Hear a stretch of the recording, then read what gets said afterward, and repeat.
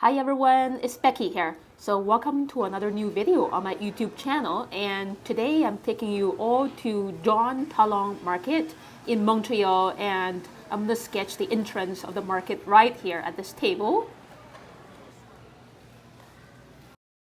So I'm starting with a pencil draft, making sure I'm including the most important elements that I want to include in this scenery. I'm seeing a lot of rectangular prisms and also flat trapezoid squares and rectangular shapes. This is like one of the stalls, another stall here facing me, some brackets that I see, and I want to include two people in the front, and the rough placement of the market's signs, and then these squares of photos containing fruit and veggies. This stall over here selling different kinds of berries, and the three-dimensionality of the ceiling area. So the 5-minute pencil draft was pretty loose. Now I'm drawing but not really tracing perfectly over the pencil draft. I'm being even more specific and shapes more refined. These are pictures showing fruit and veggies, and this is the banner holding the letters of the Jean-Talon Market sign. A lot of long horizontal lines. There's a pipe up here. And this market has been open since 1933, which is almost 100 years now. And yeah, it's pretty historical here in Montreal. And now I'm adding these pretty important slanting lines going inwards, going into the same vanishing point. Because the sign area of the market contains mostly flat shapes, I think the ceiling area makes this sketch more interesting. That's why I decided to include those slanting lines, adding some little miscellaneous details up there. Now drawing the frame for the area of the canopies. Here's one canopy, a bracket, adding more vertical bars, which are actually window frames. So sometimes doing an urban sketch, the challenge may not be the details, it's about patience, doing all these repeating lines and shapes.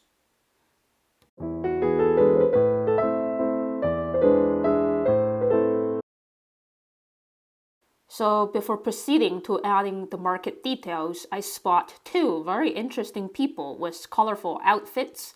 So here this young man over here with a backpack and a nice hat, a colorful hoodie. This is likely his friend, a girl, with a shopping bag in a nice dress.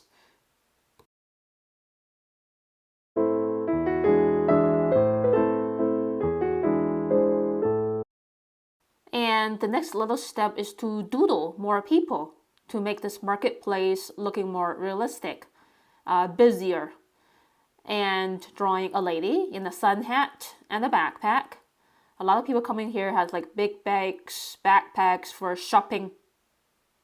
So as you can see, the shoes of this lady in the sun hat is lower down compared to the couple because she's closer to me. Her shoes are landing on the lower horizontal level. This person here is about as far as the couple. And I want to keep this stall unobstructed because the fruit and veggies are very colorful here. Just doodling the fruit and veggies in simple circular shapes. And moving on to add these much smaller, less important details, but still adding on the essence of the marketplace, like more brackets, the stripes on that canopy, some more frames for the stalls, signages, and little decorations. So these are the pink paper stripes.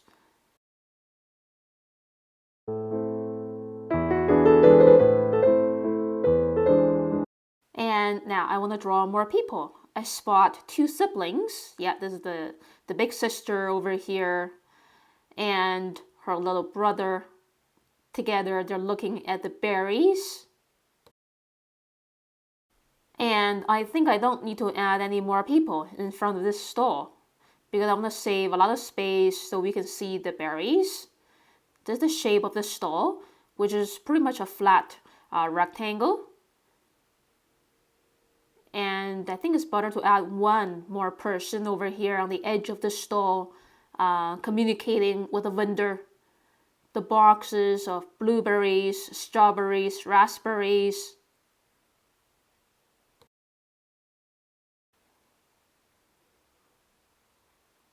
And of course, I want to include the vendor lady, nice and happy, serving the people.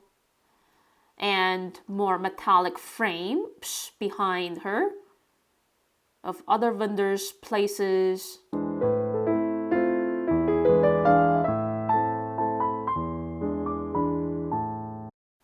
And drawing the vendor guy, of the same business, selling berries. And these are garlics, hang. And drawing from real life observations, you can feel all the movement and all these tiny little details from real life that you may not notice from walking around and seeing only. And I want to add more people strolling around. And some more signages. And also brackets and frames, lamps, holding everything together.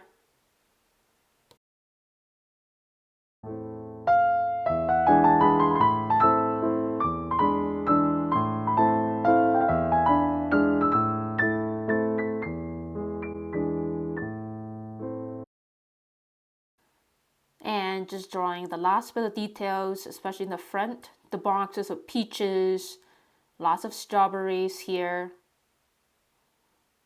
and more details here on the bottom left. Lots of boxes. So no overthinking, just get the drawing done. And that took about 30 minutes to draw. Now I'm ready to paint watercolors. So I just wetted the whole paper area with clear water and then spreading this very diluted yellow ochre over pretty much everything to give this marketplace a nice and cozy feel. And it's easier to unite everything together with the help of this yellow ochre underpainting. So many artists, they like to use like a yellowish or brownish tone, whether if they're working with watercolors or acrylics or oils, to create like an underpainting first before painting the actual colors of things on top. So I'm going to paint the few yellowish fruit and veggies first. And then the reddish ones, mostly strawberries and raspberries, here in the front.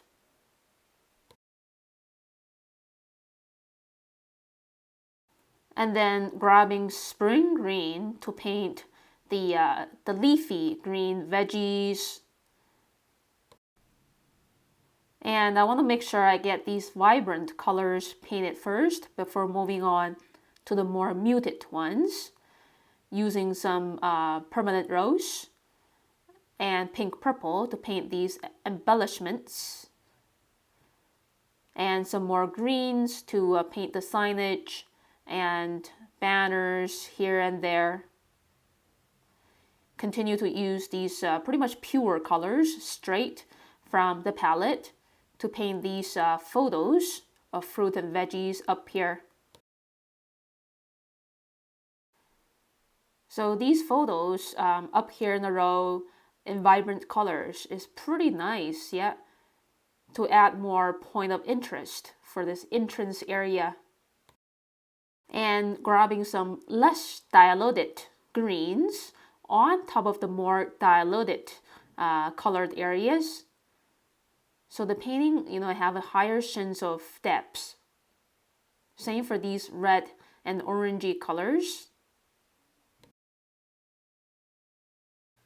Suggesting a bit of shadow from the frames. And now painting the stall on the bottom left using pure hooker's green and a less diluted version to make the stall shine with tonal transition. Okay, now I'm ready to paint some more muted areas like these shaded areas under the stalls using my favorite gray recipe of mixing cobalt blue with permanent violet and also a little bit of leftover green. And painting these middle and background bright colors like orange, green. And all sketches that I do, and I believe most other sketchers do, this is actually a simplified version of reality. Even though the drawing may look very, very detailed, it's still a much more simplified version of reality. And the skin color is the mix of orange and permanent red, diluted with a lot of water for these people's faces, legs, and arms. And continue to shade these very muted and shaded areas using blue violet, sometimes mixing in a bit of green to mute down the blue violet. Shadows from the stalls and the people. And the window panels behind the words are like stained glass. So I'm using the leftover colors, pretty diluted, to paint these glassy areas.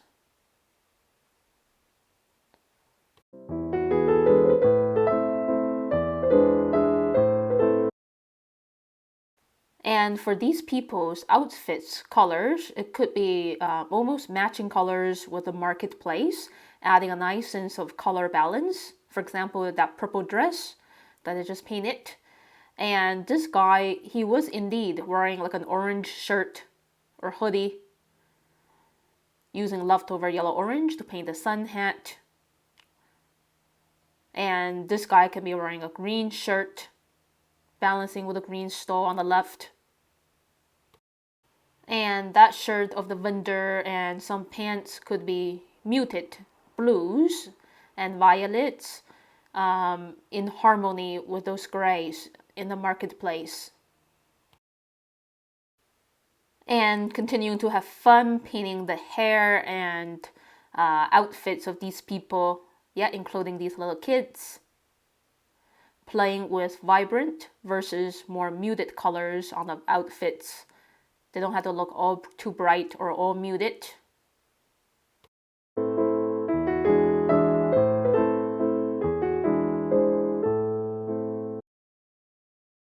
So what makes a scenery looks more interesting compared to reality is to wisely paint those gray areas using lively grays, such as muted blue violets and greenish grays, instead of mixing water with black. So really reconsider those gray areas when you're doing your next painting. It doesn't matter what medium you're using. It could be acrylics or oils or even colored pencils. So when a gray is looking purplish, there could be something pink or purple reflecting onto that shaded area.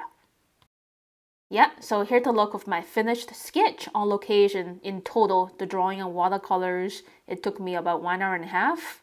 So thank you so much for watching this video, everyone. If you like it, please click like and leave me a comment below. Subscribe to my channel for more tutorial videos and vlogs of my daily life and travels. And I'll see you again very soon next time. Bye, everyone.